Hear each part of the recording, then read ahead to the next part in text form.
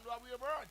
Because things that we have seen, that we have heard, that we have handled is stronger, and we are convinced of this thing that Jesus is alive, Jesus died, he resurrected, and his name can heal. And it is in the name and faith in the name of Jesus that made this man that had been lame from his mother's womb 40 years to be made whole.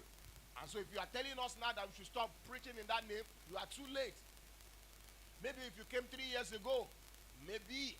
You know, if they had come maybe 2 years before, when Peter ran away, when Jesus was being persecuted, maybe. But after Jesus resurrected, Peter handled it. And that's why John said, 1 John 1 verse 1, said that these things that we have heard and that we have seen, we have looked upon, and our hands have handled of the concerning the word of life. Such things cannot be taken away. We also look at 2 Peter chapter 1 verse 16 to 18, when Paul was writing to the people and said, we were eyewitnesses of these things on the Mount Figuration. We were with Jesus, and we saw him transfigured. We saw Moses, we saw Elijah, spoke with him. We heard the majestic voice which came from heaven, from the Father, and said, this is my beloved Son, in whom I'm well pleased. Hear him. So we had it. It's not fable. And these are encounters that formed the conviction of Peter and say, Jesus is Christ the Lord.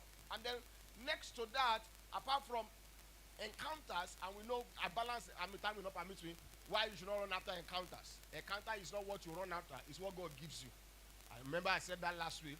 And if we look at those scriptures, encounters, example that we gave when Paul was 19 his encounter, Paul was a persecutor of the church when he had an encounter with Christ. Peter didn't know his left from right when he was taken to the Mount Figuration, Peter, James, and John. So his encounter is what God gives you. It's not what you write, so that you don't fast your life to death. You have seen people fasted to cancer, ulcer, fasted to sickness, and they died. Though I believe they are with God now, but probably they should be alive. And some of them fasted into error. They are now hearing voices they are not supposed to hear. And let me also say this, for those of you that are looking for hearing audible voices, not everybody hear audible voices of God. The primary way God communicates with us is through the inner voice.